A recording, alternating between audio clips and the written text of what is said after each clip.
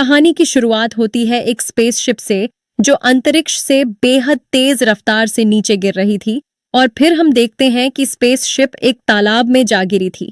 इसके बाद स्पेसशिप में से दो इंसान जैसे दिखने वाले लोग स्पेस सूट पहनकर बाहर आए। एक आदमी ने अपने बेहोश साथी को घसीटकर बाहर निकाला और फिर खुद सो गया, जिसके बाद उसे अपने ग्रह पर बिताई हुई जिंदगी की झलक दिखाई देने लगी। कुछ समय बाद जब उसकी आंख खुली तो उसने देखा कि उसके बेहोश साथी की छाती पर भयानक घाव था, जिस वजह से उसकी मौत हो गई थी। तभी उसे तालाब में मौजूद अपने कंप्यूटर से आवाज आई। उसने तुरंत कंप्यूटर को बाहर निकाला और उसमें से इस जगह के बारे में जानकारी निकालने की कोशिश की। फिर उसने बाकी स्पेसशिप्स की लोकेशन का पता लगाया, पर कंप्यूटर ने उसे बताया कि फिलहाल आसपास कोई दूसरी स्पेसशिप मौजूद नहीं है। अब वह थोड़ा निराश हो गया। खैर, फिर उसने कंप्यूटर से एक तार अपनी आंख में जोड़ी, जिसके बाद इस ग्रह का सारा इतिहास, यहाँ के लोग, जानवर, भाषाएं और रहने सहने की सारी जानकारी उसके दिमाग में पहुंच गई। इसके बाद उसने अपनी बंदूक निकाली और निशानेबाजी की प्रैक्टिस करने लगा। फिर शाम को उसने अपने मरे हुए साथी के लिए कब्र खोदकर उसे दफना दिया। अब इस आदमी का मिशन था सिर्फ अपनी बंदूक के सहारे इस घने जंगल से सही सलामत बाहर निकलना और अपने ग्रह पर वापस जाना।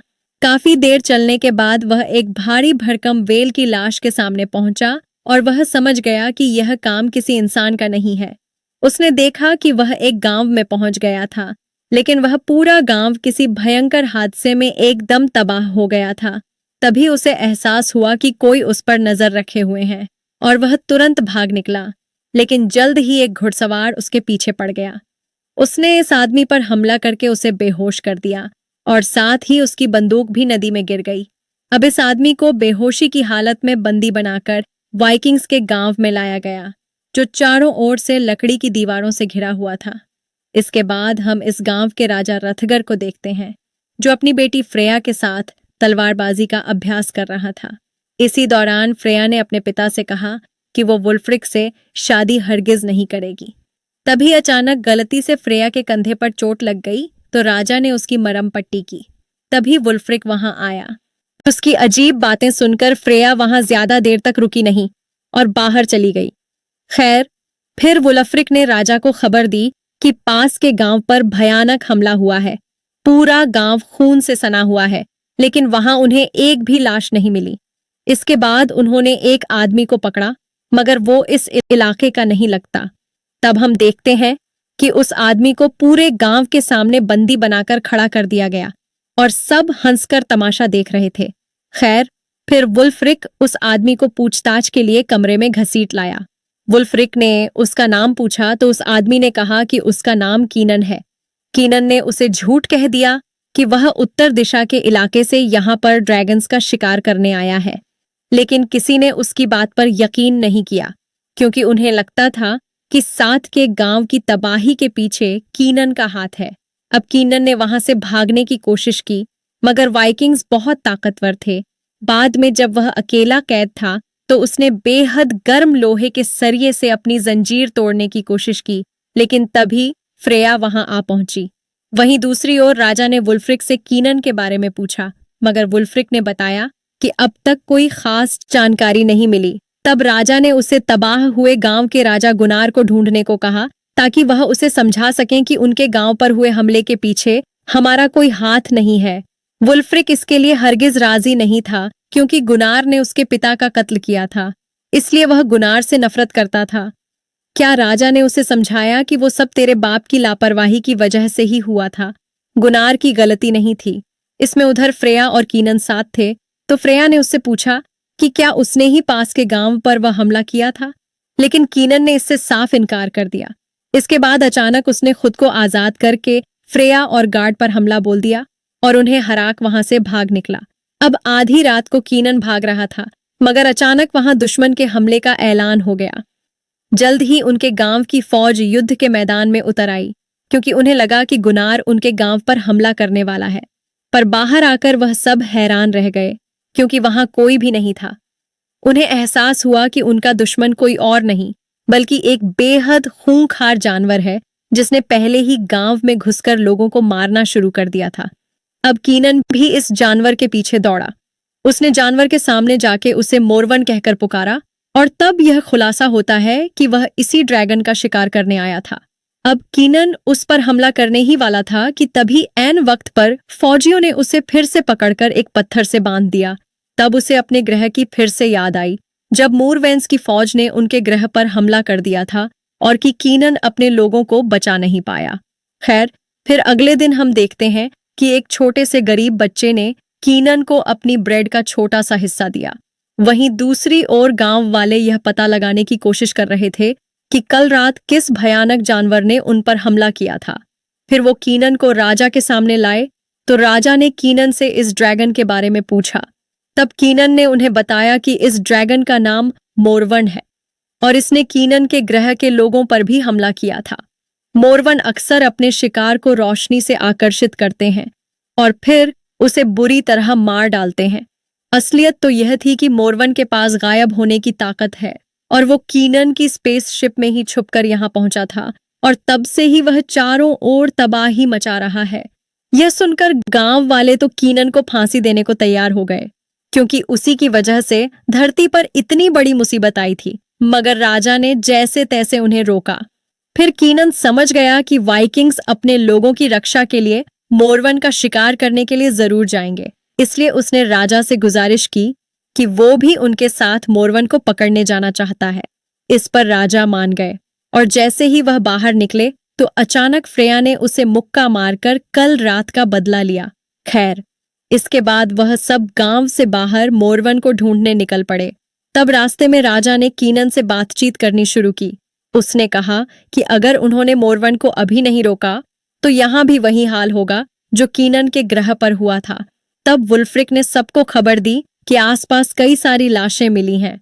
उसने कहा कि उन्हें छोटे छोटे ग्रुप बनाकर अलग अलग दिशाओं में मोरवन की तलाश करनी चाहिए, लेकिन कीनन ने कहा कि सबके साथ रहने में ही भलाई है। मगर राजा नहीं माना और उसने कहा कि दो दो लोगों का जोड़ा अलग अलग दिशाओं में जाएगा। जब राजा और बोरोमीर नाम का सेनापति अपने रास्ते गए तो अचानक ऊपर से एक घोड़े का कटा हुआ सर उनके सामने आ गिरा। वहीं दूसरे सिपाहियों को एक गुफा के बाहर गली सड़ी लाशें मिलीं और तभी उनके सामने एक भयानक दृश्य आया। उन्हें गुफा से किसी के चिल्लाने की आवाज आई तो बाकी फौज भी वहां आ पहुंची और वो सब तुरंत गुफा में घुसे, जहां उनका सामना एक वहशी भालू से हुआ। पूरी गुफा लाशों के ढेर से भरी हुई थी। यह उसी तबाह हो चुके गांव के लोग थे तो सबको लगा कि सबके पीछे जरूर इस भालू का हाथ होगा। उन्होंने भालू पर हमला कर दिया और अंत में कीनन ने अपनी तलवार से उसका काम तमाम किया। तब कीनन की बहादुरी से खुश होकर राजा ने उसे अपनी कैद से रिहा कर दिया। इसके बाद शाम को पूरे गांव ने भालू की मौत का जश्न मनाया। कीनन भी इस जश्न में आम गांव वालों की तरह कपड़े पहनकर शामिल हुआ। उसे देखते ही सबने खुली बाहों से उसका स्वागत किया और राजा ने उसे अपने साथ बैठाकर खाना भी खिलाया। तभी कीनन के सामने वही गरीब बच्चा आ गया जिसने कीनन को अपनी ब्रेड का हिस्सा दिया था। तो कीनन ने उसका एहसान चुकाने के लिए उसे अपनी तलवार तोहफे में दी। फिर उसने बच्चे का नाम पूछा तो उसने कहा कि उसका नाम एरिक है और उसके माँ बाप एक लड़ाई में मर चुके थे, इसीलिए अब सभी गांव वाले मिलकर उसकी देखभाल करते थे। कुछ देर बाद वल्फरिक ने खेल खेल में कीनन को चुनौती दी। तब कुछ सिपाही ढाल अपने सर पर रख के बैठ गए और खिलाड़ियों को उनके सर पर रखी ढाल पर चलकर अंत तक पहुंचना था। बेचारा कीन तो कई बार लड़खड़ाते हुए बोरोमेर पर जा गिरा, पर वुल्फ्रिक ने उसका मजाक नहीं उड़ाया बल्कि उसे हाथ देकर खड़ा किया। आखिरकार जश्न खत्म होने के बाद कीनन हॉल से बाहर निकला तो फ्रेया उससे मिलने आई। उसने कीनन का शुक्रिया अदा किया क्योंकि उसने जंगल के मिशन पर फ्रेया के पिता का साथ दिया था। लेकिन कीनन ने कहा कि सच तो यह है कि लोगों की जान लेने वाला वह जानवर मोरवन है, ना कि कोई भालू, और वह किसी भी समय वापस आ सकता है। तभी अचानक हम देखते हैं कि गुनार की फौज ने उनके गांव पर मल्ला बोल दिया था। दोनों ओर से जबरदस्त तलवारबाजी चल रही थी, जिसमें कीनन और फ्रेया भी शामिल हो गए और उन्होंने कई दुश्मनों को मार गिराया। इधर गुनार ने राजा को घेर लिया था और वो उसका काम तमाम करने ही वाला था कि ऐन वक्त पर कीनन ने राजा की जान बचाई। अब कीनन और गुन्नार के बीच भयंकर लड़ाई होने से पहले ही गुन्नार के सिपाही उसे खींचकर पीछे ले आए। क्योंकि वो जानते थे कि गुन्नार कीनन के सामने नहीं टिक पाएगा। जाने से पहले गुन्नार ने राजा को गाली देते हुए उस पर अपने गांव की तबाही का इल्जाम लगाया। खैर, लड़ाई खत्म होने के बाद फ्रेया ने कीनन को गुन्नार के बारे में सब कुछ बताया। कई साल पहले जब वुल्फ्रिक के पिता राजा हुआ करते थे, तो उन्होंने आसपास के सभी गांवों को इकट्ठा करके फ्रांस पर हमला करने का प्लान बनाया। मगर उस वक्त गुन्नार ऐन वक्त पर वहां पहुंचा ही नहीं, जिस वजह से उसे धोखेबाज समझा गया और तब से दोनों गांव के बीच में दुश्मनी शुरू हो गई। इसके बाद हम देखते हैं कि गुन्नार और उसकी फौज जंगल में पड़ाव डालकर बैठे थे। पता चला कि आज वो वुल्फ्रिक पर हमला करके सालों पहले का बदला लेने आए थे। पर ऐसे ही एक सिपाही कुछ दूर हल्का होने गया तो अचानक तालाब में से मोरवन बाहर आ गया और उसने सिपाही को बेरहमी से मार डाला। गुन्नार और उसकी फौज को लगा कि इस हमले के पीछे वुल्फ्रिक का हाथ है। कुछ ही पलों में मोरवन ने कई सिपाहियों को मार गिराया और अंत में सिर्फ गुन्नार उसके सामने खड़ा था। उसने बिना जान की परवाह करते हुए मोरवन का सामना करने का फैसला किया। तभी हम देखते हैं कि गुन्नार के कुछ साथी मोरावन से भागकर दूसरे गांव में आ गए थे और वो उनसे अपनी जान बचाने के लिए गेट खोलने की भीख मांगने लगे। जब वुल्फ्रिक ने गुन्नार के आदमियों को फिर से गांव में देखा तो उसे लगा कि ये जरूर उनकी कोई चाल है। इसीलिए उसने अपने सिपाहियों को हमला करने का आदेश दिया। लेकिन कुछ ही पलों में गुन्नार वहां दौड़ता हुआ पहुंचा। वो एक बार के लिए मोरवन से जैसे तैसे अपनी जान बचाकर भाग आया था। वो भी अब साथ वाले गांव से मदद मांगने के इरादे से ही आया था, मगर वुल्फ्रिक के सिपाहियों ने लगातार तीर चलाकर गुन्नार के सभी साथियों को मार डाला। अंत में सिर्फ गुन्नार जिंदा बचा तो कीनन ने फौजियों को जैसे तैसे रोका और गांव के दरवाजे खुलवा आए ताकि गुन्नार अंदर आ सके। गुन्नार के अंदर आते ही वुल्फ्रिक उसकी जान लेने को तैयार हो गया, पर तभी सबकी नजर जंगल में जगमगा रही नीली रोशनी पर पड़ी और रोशनी एक आदमी को बुरी तरह नोच कर खा रही थी। कुछ ही पलों में नीली रोशनी लाल हो गई, जिससे मोरवीन का असली भयानक रूप सबके सामने आ गया और वह जंगल में भाग गया। अब सभी लोगों को समझ आ गया था कि इन जानलेवा हमलों के पीछे किसी भालू का नहीं, मरविन का ही हाथ है। इसके बाद ग्रेट हॉल में राजा ने सबको इकट्ठा किया, जहां गुन्नार और वुल्फ्रिक अब भी एक दूसरे के खिलाफ ही खड़े थे। गुन्नार ने बताया कि जब उसने मरविन पर अपनी तलवार चलाई तो ऐसा लग रहा था मानो वह किसी पत्थर की दीवार को मार रहा हो। तब कीनन ने बताया कि मरविन को खुले इलाके में मारने की कोशिश करना बेहतर है, इसीलिए उन्हें मरविन को पकड़ने के लिए जाल बिछाना होगा। मगर वुल्फ्रिक इसके लिए राजी नहीं था। उसने कहा कि कीनर उनके ग्रह का आदमी नहीं है, इसलिए उसकी बात नहीं माननी चाहिए। तब कीनन ने गुस्से में कहा कि आरएस का दिमाग तो है नहीं, तेरे अंदर सारे अंदाजे गलत होते हैं। तेरे पहले कहा कि भा ने हमला किया, फिर इस बेचारे गुन्नार की पूरी फौज मरवा दी। बिना बात के अचानक वो दोनों हाथापाई पर उतर आए, पर राजा ने उन्हें छुड़ाया। फिर उसने कीनन की बात मानकर कहा कि मोरवीन को पकड़ने के लिए जैसा वह कहेगा वैसा ही होगा। फिर अगले दिन लोगों ने गांव के बाहर जाल बनाने का काम शुरू कर दिया। उन्होंने कई मीटर गहरा खड्डा खोदा और उसे बाहर से ढक दिया ताकि वह आम झोपड़ी जैसा लगे। इसके बाद उन्होंने गड्ढे में कई पोल्स खड़े किए और उसे पूरी तरह से तेल से भर दिया। असल में यकीनन मोरवीन को इस गड्ढे मिलाकर उसे आग में जलाकर राख करने का प्लान बना रहा था। आखिरकार सारा काम खत्म होने के बाद राजा ने कीनन को अपने यहाँ नौकरी दे दी और इसी के साथ कीनन भी उनके गांव का हिस्सा बन गया। इसके बाद हम देखते हैं कि कल रात को जिन सिपाहियों पर मोरवीन ने हमला किया था, उनमें से एक की आंख खुली और उसने देखा कि वह चारों ओर लाशों से घिरा हुआ था। मगर उसी समय मरविन ने उसे भी बेरहमी से मार डाला। वहीं दूसरी ओर कीनन और फ्रेया उसकी झोपड़ी में बैठकर सूप पी रहे थे। तो कीनन ने अपनी जिंदगी का असली सच बताया। उसने कहा कि उसके ग्रह के लोग पूरे ब्रह्मांड पर राज करना चाहते हैं। जब वह मरविन के ग्रह पर कब्जा करने पहुंचे तो उन्होंने जबरदस्त बॉम्ब धमाके करके उनकी सारी प्रजाति को खत्म कर दिया। फिर उन्होंने बचे खुचे मॉर्विस का शिकार किया। इस फौज में कीनन भी शामिल था और इस खतरनाक मिशन पर जाने के बदले उसके परिवार को रहने की अच्छी जगह दी जानी थी। आखिरकार मरविन के ग्रह पर कब्जा करने के बाद कीनन को अब अगले मिशन पर जाना था। तब उसे पता चला कि एक मरविन जिंदा बच गया था। वो कीनन की स्पेस शिप की वेंट में जा छुपा और यही वो मोरवीन था जो कीनन के साथ धरती पर आ गया और अब वो यहाँ लोगों को बुरी तरह मार रहा है। कीनन को लगता था कि इस सब का जिम्मेदार वो खुद है, पर फ्रेया ने उसे समझाया कि इसमें उसकी कोई गलती नहीं। फिर उसने कीनन को अपनी खानदानी तलवार दी ताकि वो इससे मोरवीन का खात्मा करके धरती के लोगों की रक्षा कर सके। आज रात वो लोग गुन्नार की मदद के साथ मोरवीन के जाल में फंसने वाले थे। फौजियों ने गांव के दरवाजे खोले और फिर वुल्फ्रिक और कीनन बाहर निकलकर मोरवीन के आने का इंतजार करने लगे। उन्हें अंधेरे में ज्यादा दिखाई नहीं दे रहा था, इसलिए कीनन ने एक जलती हुई मशाल जंगल की ओर फेंक दी और तभी उन्होंने देखा कि मरविन तो बिल्कुल उनके सामने खड़ा था। तभी अचानक एक पादरी उसके सामने आकर खड़ा हो गया और उसने मरविन को भगवान के नाम पर वापस लौट जाने को कहा, लेकिन मोरवीन ने एक ही झटके में उसका सर धड़ से अलग कर दिया। यह देखकर वुल्फ्रिक और कीनन तुरंत भाग निकले ताकि मोरवीन उनके पीछे आकर जाल में फंस जाए। आखिरकार उनका प्लान कामयाब रहा और मोरवीन गड्ढे में जा गिर, मगर बदकिस्मती से वुल्फ्रिक का भी पैर फिसल गया और वह भी गड्ढे में गिर गया। तभी अचानक बाहर के दरवाजे भी बंद हो गए, जिससे वुल्फ्रिक अंदर ही फंस गया।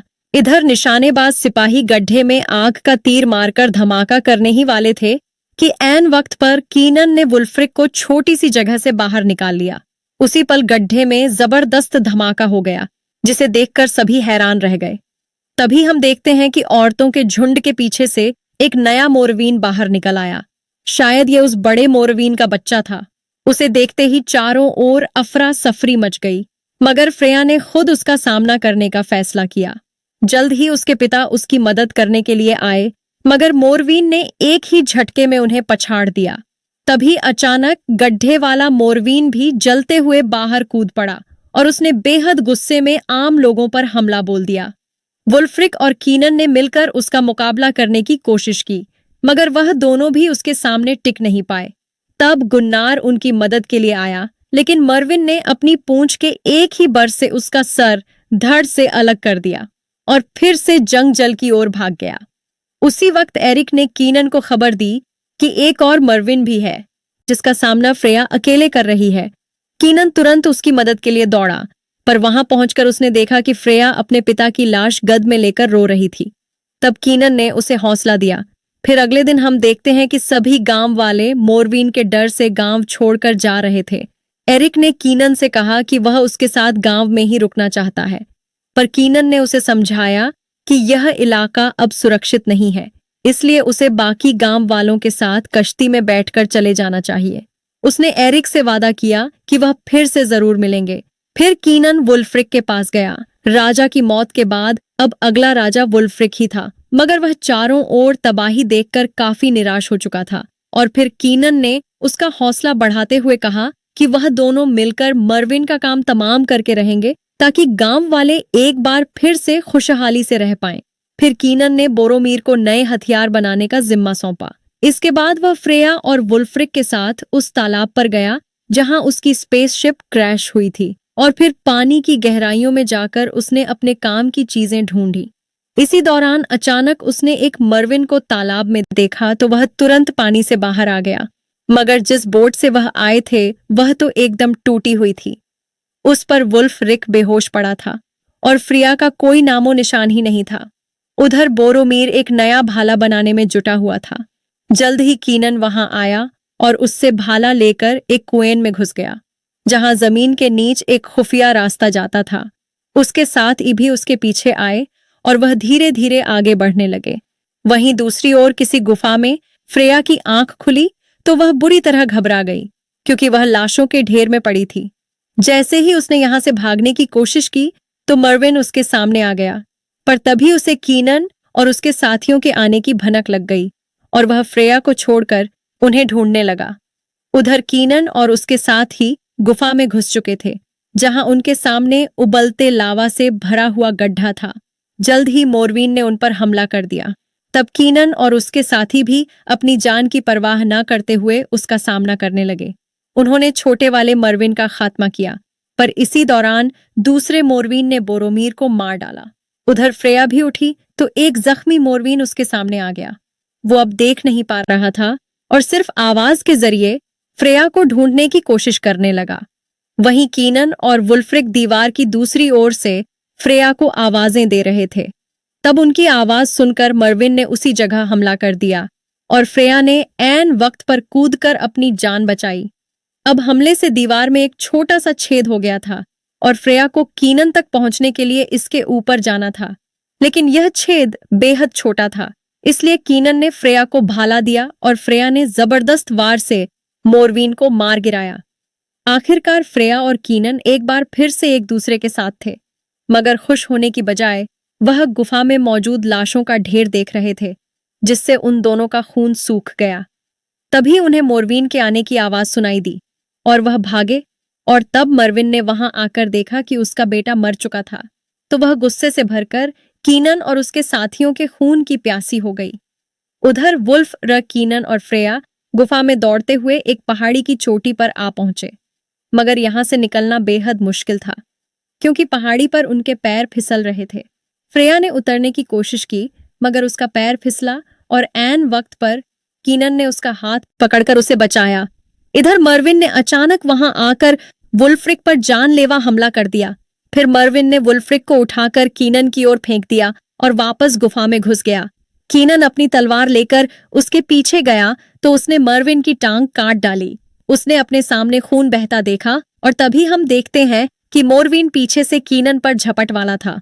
तभी ऐन वक्त पर फ्रेया ने पीछे से मरविन पर हमला कर दिया और कीनन ने उसी वक्त मुड़कर मरविन पर लगातार हमले किए, मगर मोरविन उसे घसीट हुआ पहाड़ी की चोटी तक ले आया, जबकि फ्रेया उसे पीछे से पकड़े हुए थी। कीनन ने अपनी तलवार उठाकर एक आखिरी हमले से मोरविन का हाथ काट डाला, जिससे वह गहरी खाई में जाग रहा। इसके बाद वो दोनों वुल्फ्रिक के पास गए, जो बुरी तरह से जख्मी था। उसने पूछा कि क्या मरविन मर गया है, जिस पर फ्रेया और कीनन ने हामी भरी। अब वो फ्रिक को कीनन की बहादुरी पर खूब नाज हुआ। आखिरकार मरते हुए वुल्फ्रिक ने अपना लॉकेट कीनन के हाथ में दे दिया, जिसका मतलब यह था कि वुल्फ्रिक के बाद अब कीनन अगला राजा होगा। इसके बाद उन्होंने सभी गांव वालों को मोरवीन के खात्मे की खुशखबरी दी और फिर कीनन ने फ्रेया को चूम लिया। फ्रेया से शादी करके कीनन गांव का नया राजा बन गया और उसने एरिक को गोद ले लिया। धरती पर अपने नए परिवार के साथ अब कीनन हमेशा के लिए यहीं रुक गया। अगर वीडियो पसंद आई तो लाइक कर देना, चैनल को सब्सक्राइब कर देना।